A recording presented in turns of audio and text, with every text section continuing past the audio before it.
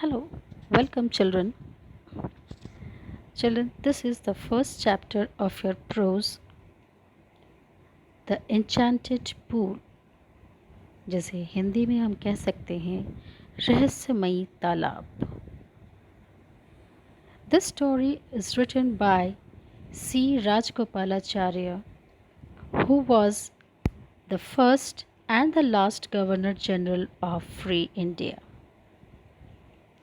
He was also honored by the highest civilian award, Bharat Ratna, and he composed an abridged Mahabharat retelling into English. The Enchanted Pool is a part of the English version of Mahabharat. So, this story based around the five brothers of Yudhishthir, the five Pandavas.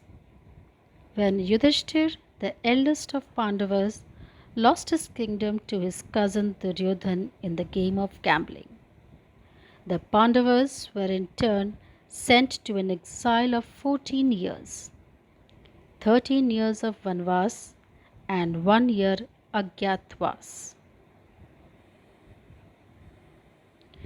During the exile, the Pandavas feel thirsty and start looking for a pool. So, one of the brothers goes to the pool, and one by one they all go in search of the other. Sahadev, the youngest Pandav, found a pool, and as soon as he was going to drink water from it, the Yaksh who owns the pool forbid him from doing so. Sahadev neglected his warning and drank. As a result of this, he fell down unconscious. In the same way, one by one, the other three Pandavas came searching for each other, and they too fell into the same trap and all fell unconscious. Yudhishthir was anxious. He waited for a long time for his brothers to return back with water. But when, after a long time, when nobody came back, Yudhishthir went out in search of them. Now, Yudhishthir again tried to drink a part of the water. So, as soon as he bent down to take a handful of water to drink, a voice came along.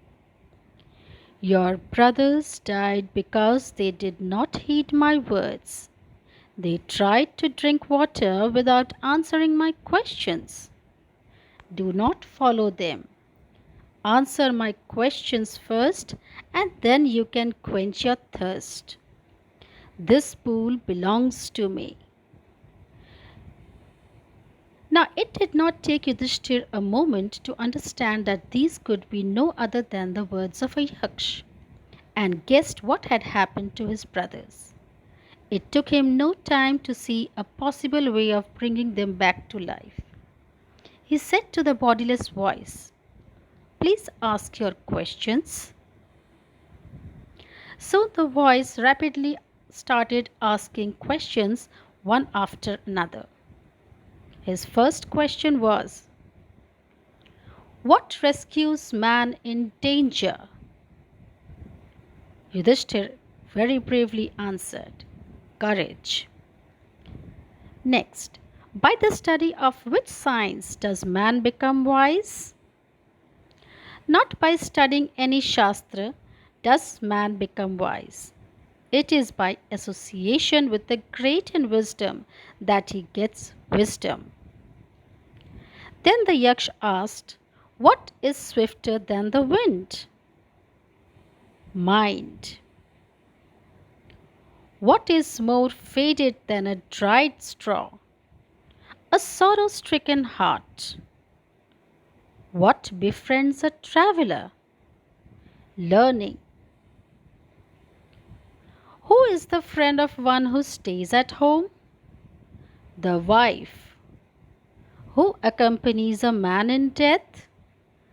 Dharma, that alone accompanies the soul in its solitary journey after death. Which is the biggest vessel? The earth, which contains all within itself, is the greatest vessel. What is happiness? Happiness is the result of good conduct. What is that by giving up which man becomes loved by all? Pride, for if man gives up being proud, he will be loved by all. What is the loss which yields joy and not sorrow? Anger. If we give up being angry, we will no longer be subject to sorrow.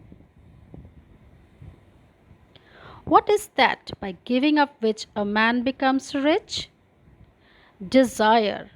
If man gives up being greedy, he will become wealthy. What makes one a real Brahmin?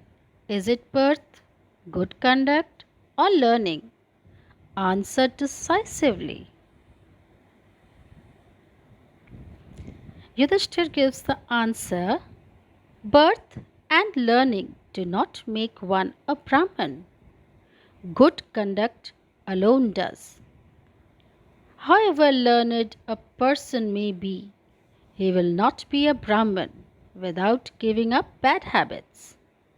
Even though he may be learned in the four Vedas, a man of bad conduct falls to a lower class. So these were all the question. Now what he asks is, what is the greatest wonder in the world? Every day men see creatures depart to Yam's kingdom, and yet those who remain want to live forever. This truly is the greatest wonder. In the end, the Yaksh asked, O king, one of your dead brothers can now be revived. Who do you want to come back to life? It took Yudhishthira a moment to think, and then he wished that Nakul should be revived back to life. The Yaksha was pleased at this and asked Yudhishthir, why did you choose Nakul in preference to Bhim, who has the strength of 16,000 elephants? I have heard that Bhim is most dear to you. And why not Arjun, whose strength in arms is your protection? Tell me why you choose Nakul rather than either of these two? Yudhishthir replied, O Yaksh, Dharma is the only shield of man, and not Bhim and Arjun. If Dharma is given up, man will be ruined. So Kunti and Madri were the two wives of my father. I am alive, a son of Kunti, and so she is not completely bereaved.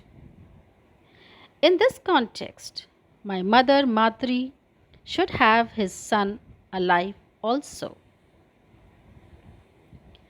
The Yaksh was most pleased with Yudhishthir's impartiality and granted that all his brothers would come back to life.